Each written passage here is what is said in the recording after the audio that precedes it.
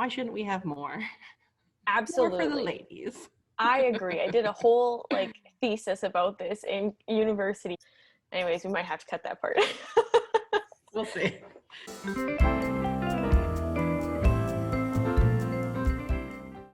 Welcome to this week's Read This Next with Laura and Nicole. This week we're still in spooky season, so we are going to be talking about vampires, which is an old genre, but a gold genre, and we like them a lot. Yes, definitely. When I first started at the library, so, in the midst of time, 10 years ago, vampires were still a huge thing because Twilight had hit. Twilight was kind of on its way out, but Thunder Bay does this thing with trends where it takes us like a year or two to get to where everyone else was. So Yes. Twilight was sort of on the way out, but it was still really big in Thunder Bay. And then everyone else was writing vampire stuff too. So there was quite a big thing for a while. Mm-hmm. And then I would say it almost completely faded out. There were hardly any vampire books at all. Now we're in a Twilight renaissance. We are. Now we're in a Twilight and vampire renaissance, and they're back. They're back again. We want to talk about one of the big signs of the vampire renaissance, a very special book. Yeah, actually I forgot the title. Was it The Midnight Sun? No, not The Midnight Sun by Stephanie Meyer. You've been waiting for years, because some people literally were. Mm-hmm. It must have been a very exciting time when the new book came out. It's huge, another big door stopper from Stephanie Meyer. Yeah, it's with a really book. Lovely cover. It looks like a heart. It looks like a heart. Does it look like a heart to you? Well, let me look at it. Do you remember that Tumblr post that was like, this is what a human heart looks like, and it was just a pomegranate? No? Okay. I'll see if I can find it, and I'll just insert it right here because it's ridiculous, and that's why I think it looks like a heart, because someone was like, this is what a human heart looks like. Yes, I can see that. But yeah, so neither of us have neither of us have read Midnight Sun, but we both have opinions on it. Is this the one that got leaked a whole bunch of years ago? Yes. And now she's just finally publishing it because she's not butthurt over it? Yes, it is. It is that one. Yeah, so at the time, it was like, oh, we've all heard Bella's side of the story, but what does Edward think about it? So the author, Stephanie Meyer, was working on writing this version, and then, I don't know, her computer got hacked? Yeah, 3 chapters. Yeah. Were released to the public, and she said, well, no more book for you. And she took her toys and she went home. And she said, no, you don't get to play it all anymore. Which is her, her prerogative. I'm sure it must have been, feel very invasive to have someone. Oh, yeah. But if you have the book, you could just release it anyway, but she didn't. And so then she finally did this year. I'm not sure exactly. I think it was a smart move, waiting. Yeah, built up the anticipation, certainly. Yeah, now we're all like, ooh, what did Edward think? I forgot what Bella even thought. Not a lot, as I recall. No. Yeah, well, yeah. Mostly I'm a lot about how dreamy he was. Yeah, and how... I just want to get married. Yeah. I'm interested to read the book, but at the same time, it's so thick that I'm like, I don't know. I don't know if I can handle it. Yeah. If you're curious, not just Nicole, but anyone, pretty sure lots of people online have read it and then, done a little review with some plot points and this and that. If there's things you really wanted to know. One thing I want to know is why would that family keep sending their kids to high school over and over again? They're full-grown vampires, and then they're so bored in high school. And you know what? I don't blame them. It's boring the first time around, hundreds of times. But are there no other options really other than sending them to high school? I've always looked like I could be in high school. I think I've aged out of that phase of my life now, but if I, a grown woman, can have a full-time job looking like a high school student, why couldn't they? Why couldn't they? Unless they like have to prove each time. They're like, I went through high school and university this decade. Like maybe, but I guess if they wanted a job, but they don't seem to want jobs. no, they're doing fine. They're rich. They're very rich. Did you see their house? So that's a real mystery. I would be curious to know what the rationale would be for that. Yeah. I suppose like Stephanie Meyer's rationale would be because how else would he meet Bella then? If he was That's just logic. like it is. If he was just like a grown up and he like smells this She's teenage girl across the field and he's like, oh, She's gotta, like, gotta how old get in are on you? that. How old are you? He's like, I'm 26. How old have you? How long have you been 26? A long time. A long time. Yeah, Yeah. it has to be in high school. Can you imagine though if she thought he was an adult and he's like, I'm 17? That wouldn't be good either. Yeah. Be like an episode of Catfish. Oh. So that's, one of the mysteries I would like solved. Mhm. Do you have any Twilight things you would like to know from Edward's perspective? I want to know how often his siblings just like messed with his ability to like hear their thoughts. Like I can imagine, and I've seen so much like in this Twilight Renaissance, I still use Tumblr because I'm that cool of a person. Sure. And total sarcasm. It's the only place where I can still be anonymous and like not hear about the world a lot of times. It's a safe space. Yeah. But they keep talking about how like Emmett would probably just like start singing silly songs in his head to annoy Edward, and I want to see that. Yeah. I want to see that. Also, did you see someone pointed out that Emmett goes to school with literally just a bag of hard-boiled eggs? I did see a video. Right? A screenshot of that. Yes, that is a big mystery as well. Yeah, Like, I want to know about that. Because they don't eat, do they?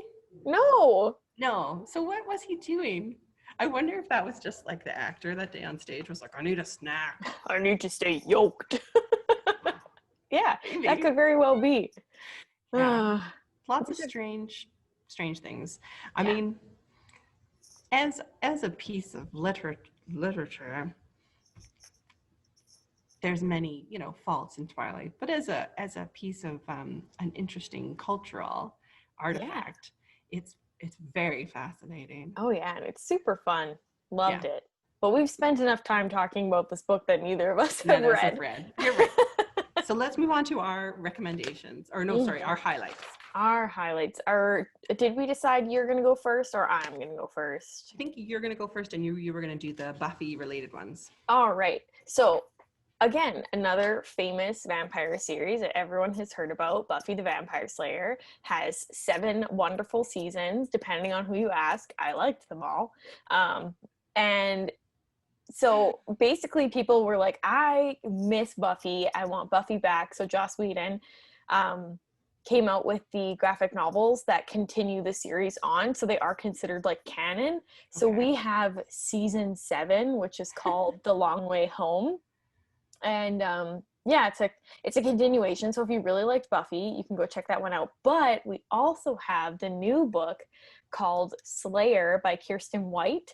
And it's basically these 2 twins, but I think Nina is the main character. It's Nina and Artemis. And they're at a boarding school. They're trained to be like guides for slayers, it says, but Nina becomes the Slayer, and she's the new Slayer, and she's the last Slayer ever, period. And now she's like gotta fight monsters and all that good stuff. And I love the idea of seeing like a new Slayer in today's day. So check that one out. Looks good. Series. I think book 1 is out right now, and then either book 2 might be this year or next year. Soon. I'm not sure. Soon. Kirsten White. And Kirsten White has written lots of other books that have been really popular series in YA. Absolutely. Quite a few. Yeah. This one says, it's called Chosen, and it actually says it's published. So. Oh, well, there you go. So you can read 2 books in that series. Yeah. I'm not sure. Fine. Hopefully we have that one. If not, we'll get it. We'll get it. Yay. Yay. Your turn. Highlight us up. Okay, I will highlight you up. Okay, so this is another series, and this is another YA book. The book is called The Beautiful, and it has a pretty beautiful cover. It's not really fancy, but it's nice. Nicole will put the cover in for us.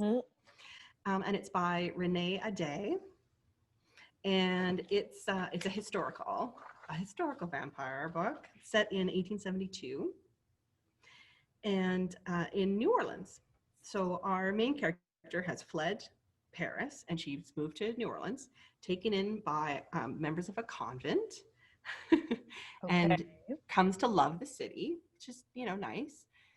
She becomes embroiled in the city's glitzy underworld after catching the eye of the group's leader, right? And then this is, and for your, I was reading this description. I was like, I don't know where the vampire is going to come in. Here, this is where the vampires come in. After the body of one of the girls in the convent is found, Celine battles her attraction to the leader of this underground group and her suspicions about his guilt, along with the shame of her own horrible secret, which we don't know. More bodies are discovered, each more gruesome than the last. Who's the vampire? I'm so curious. And also in a convent, I thought they weren't able to go in there.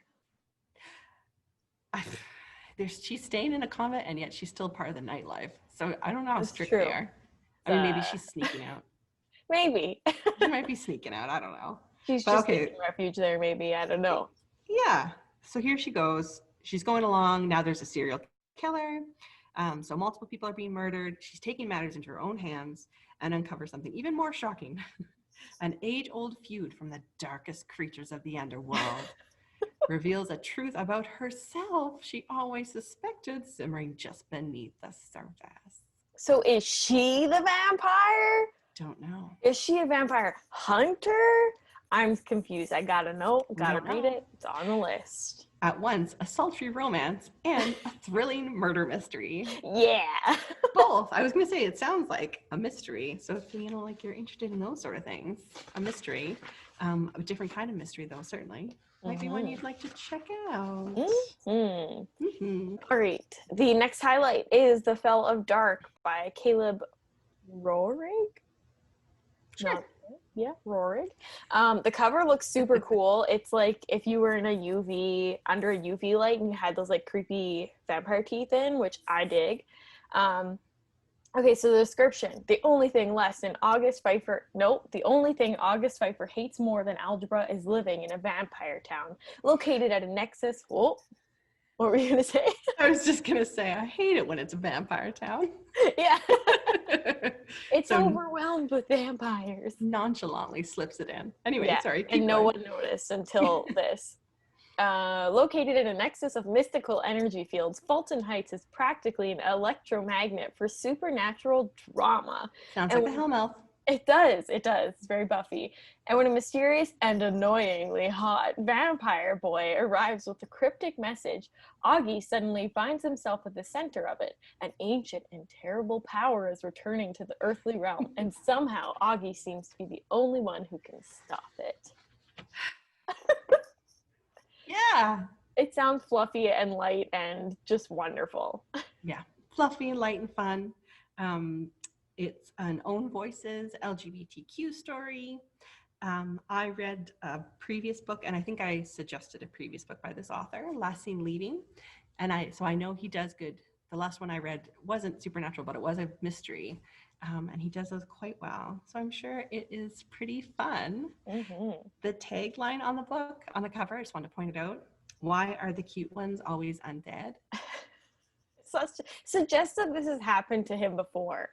Like he's like, it's not just this one. I've been in other towns. I think, yeah. So it sounds like a fun one.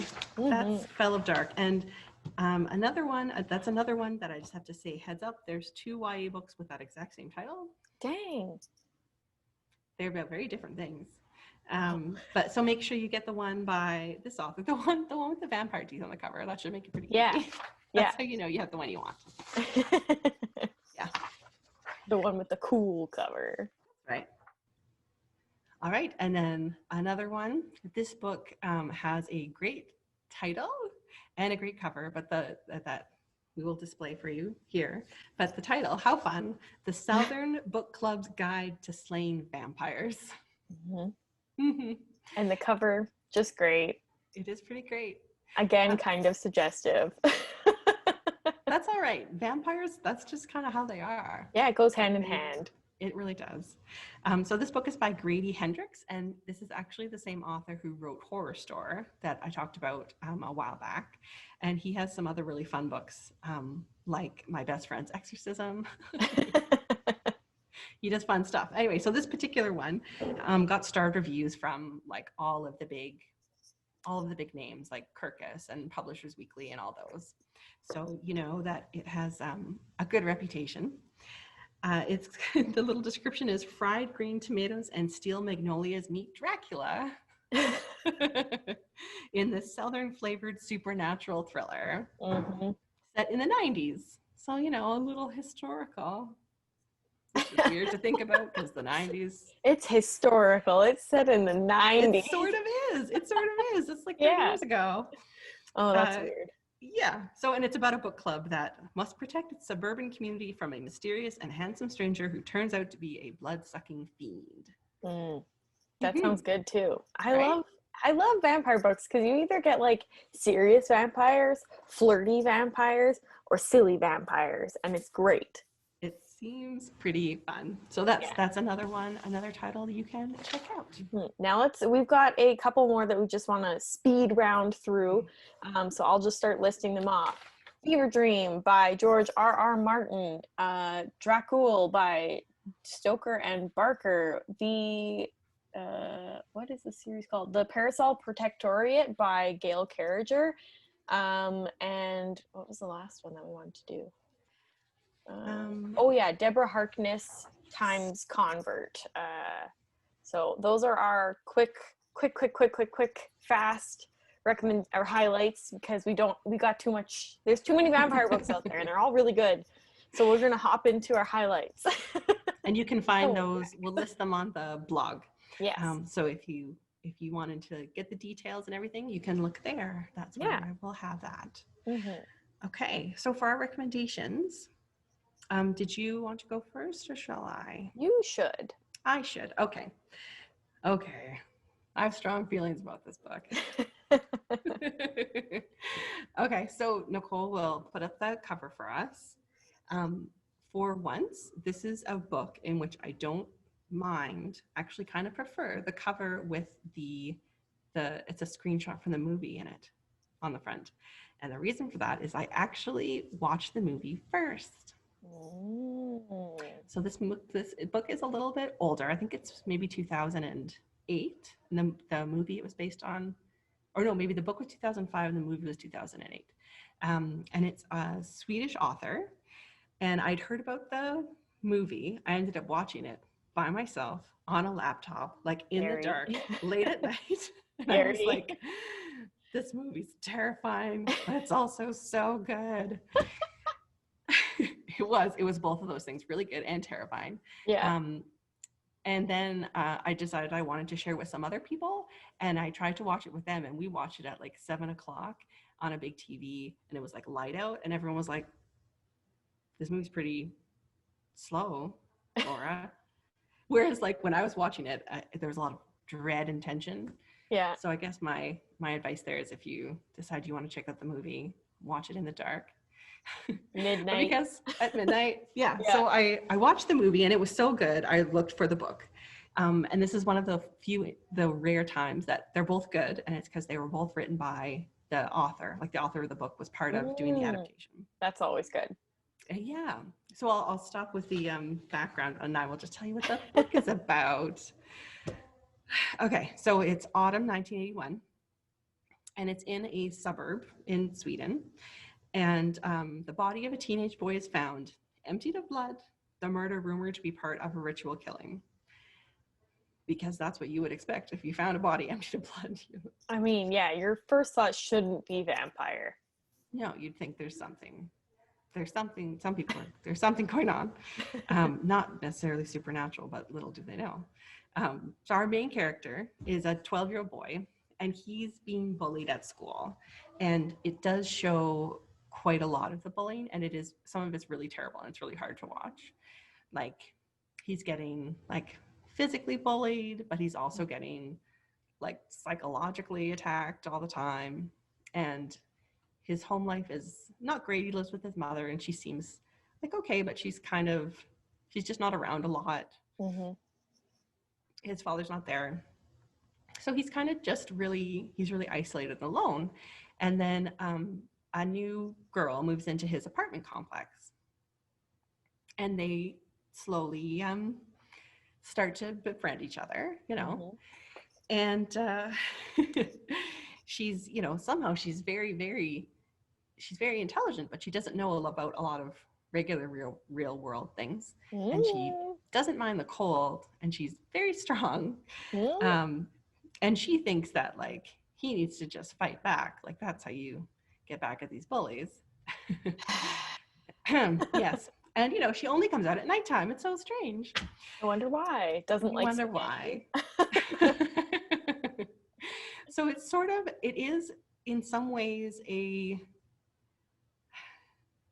very like sort of sweet romance, really, between these two characters that are written as very kind of like lost souls. This young boy who doesn't really have any support, and he finds it in this this new neighbor friend of his. Yeah. But as we learn more about her activities, she lives with her father alone. We learn more about her. Things start coming together in more or less the way you'd expect, I think. Yeah. Yeah. But there are lots of surprises, and it ends up tying in parts about, different, there's a fair bit of killing and such, but like who's doing the killing and why is a bit of a mystery. And there's Oscar's whole story with his bullies and how that gets resolved. It is, I would say, definitely it's a gory read, right? There's lots of blood and there's lots of talking about blood, and it is also quite violent. So those are my warnings for that particular pick. But I will also say that it's very the relationship between the two is so powerful and poignant. I feel like I got like teary at parts of it. The bond between the two of them is really special. It sounds very sweet. And then you keep saying there's so much like gore, and I'm like, they're 12. Yep. That's so cool. Yep. Yeah. So, if you it's quite good, basically. There was an American movie remake called Let Me In. I don't think much about that, but yeah, this book is really good, and the movie was really good too. And I highly recommend it if you're interested at all in vampire lore. And even if you're just like one of the people who's been reading a lot of Scandinavian noir, you might enjoy it for that too, because it is that very it has a lot of the tropes of the Scandinavian noir. That's cool. That's cool. That's a genre. Yeah. Yeah. Anyway, so that's my recommendation of Let the Right One In. Great. I love it. Yeah. Here's the problem. You make me want to read it, and I know I can't read it. I'll be too scared. That is why my recommendation is a light, fluffy vampire read. So I'm recommending the Vampire Academy by Rachel Mead. No, this says... Oh, I always thought it was Rachel, but it's Rochelle? I think so. Oh, okay. Oops. Rochelle Mead. It is a series, but I've only read the first one because I just kind of wanted to like leave it there. I was like, this is good. I liked this, and I'm leaving it. So this one, there also is a movie. I have not heard good things about the movie, but I enjoyed it. But I also really like bad movies a lot of times because they're so like blatantly bad that they're good. Sure. But anyways, this one is about two best friends. One is like a vampire princess essentially, and the other one is training to become like her guard, because they have this special bond together. And they were like, okay, so they were on the run. We open and these two are on the run because they have to protect the princess. And the girl, they get brought back to like the Vampire Academy, the school. Can't remember what the school's actually called, but then and they're like, no, you're not trained to guard this princess. Like, this guy's going to, Dimitri.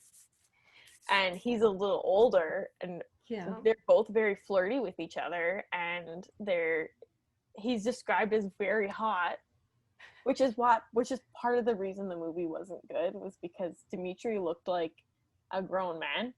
And you're like, no thanks.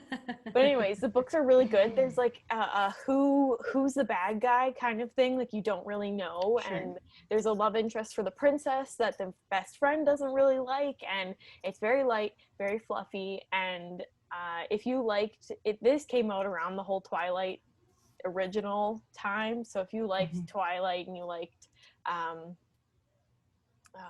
Shadowhunters and stuff, it's got a lot of like elements that are in those. Style. Yeah, it's a teen romance, but like vampires and fighting. You know, it's good. It's good stuff. Yeah. Check it out. It does sound like fun. Vampires. Very light. So that's our vampire episode. We've done zombies, haunted places, and vampires. In the last little while, we're hitting some of the big horror tropes, for the spooky season. The spooky. Yeah, so we'll do our closer. Thank you so much for watching Read This Next. We are here every Friday at 2 p.m. on YouTube and Facebook at TBayPL. You can like, comment, subscribe, and like seriously comment, because we'd love to know what you guys want us to talk about next, because we can keep doing recommendations that we like, but we also kind of want to get what you guys like. So, and I think we have an email. We do have an email. It's just readthisnext@tbpl.ca. Yeah, so hit us up there, whatever you like. We'll find your comment and respond. But yeah, we will see you guys all next week. Goodbye. Bye. Bye.